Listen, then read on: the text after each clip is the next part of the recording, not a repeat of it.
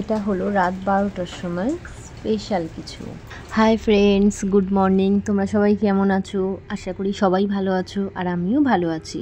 আমি রুমকি। তো এখন থেকে ব্লগটা স্টার্ট করছি। তো এখন দেখো 10টা বাজে, তো 10টা না, সরি 11টা বাজে। তো দেখো এখন ট্রেনের মধ্যে বসে আছি, তোমরা দেখেই বুঝতে পারছো। তো কোথায় যাচ্ছি সব কিছুই আনতে পারবে, তার জন্য ভিডিওটা তো তোমাদের দেখতেই হবে।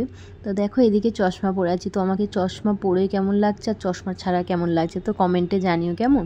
তো আমার চোখের একটু প্রবলেম আছে, তো ডাক্তার বলেছে অল টাইম চশমাটা পরে থাকতে, কিন্তু আমার কি জানো তো, চশমাটা পরতে একদমই ভালো লাগে না, আমি ঠিক পছন্দ করি না চশমা পরা। তো দেখো ঘুরে ফিরে সেই আমার ভাগ্যেই চশমাটা পরতেই হবে, যেটা আমি পছন্দ করি না। তো চলো কি করা যাবে, আর পরতে তো হবে, রোগ হলে তো তার ওষুধ আছেই, তো ওষুধ তো খেতেই হবে, নাহলে তো রোগ কমবে না। তো আমাকেও তেমন চশমাটা পরতে হবে, নাহলে আমার চোখের প্রবলেমটা তো যাবে না, আরও বেড়ে যাবে। তো এইদিকে দেখো বালিগঞ্জে নেমে গেছি, ট্রেন থেকে নেমে দেখো এদিকে অটোতে বসে আছি। তো আমি আর ছেলেই যাচ্ছি অটো থেকে নেমে, এবার হাঁটতে হাঁটতে যাচ্ছি, প্রায় চলেই এসেছি। আমি যাচ্ছি আমার বাপের বাড়িতে। তো দেখো এদিকে হেঁটে হেঁটে যাচ্ছি রাজবিহারিতে নেমে অটো থেকে। তো আমার ছেলে আর আমি যাচ্ছি, ওর বাবা আসেনি।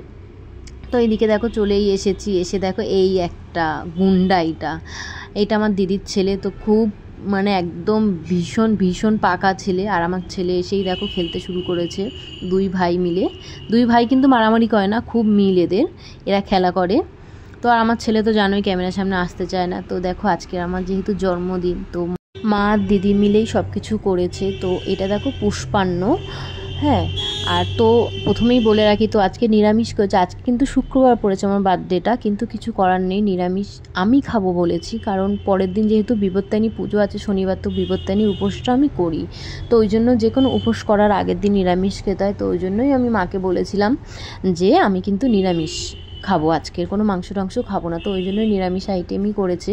তো পুষ্পান্ন করেছে, এদিকে কাশ্মীরি আলুর দম করেছে, বাটার পনির করেছে, চাটনি, পাঁপড়, পায়েস, 5 রকম মিষ্টি, দই তো করেছে। তো আমি খুবই খুশি। তো একটাই কষ্ট লাগছে, যেহেতু ওর বাবা আসতে পারিনি।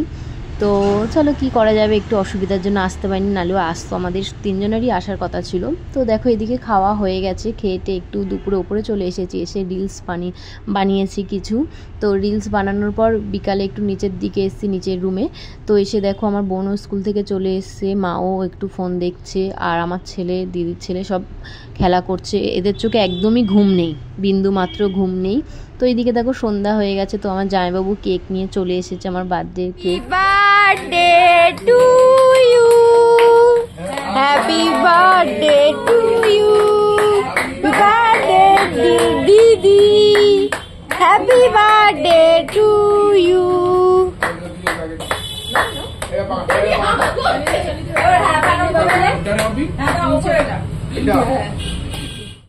তো বার্থডে সেলিব্রেট হয়ে গেছে, তো খুবই আমার সত্যি খুব ভালো লেগেছে। তো তোমাদেরও কেমন লাগলো তোমরা অবশ্যই কমেন্টে জানিও কেমন। তো চলো তাহলে আজকের মতো ব্লগটা আমি এখানেই শেষ করছি। Tata, bye bye.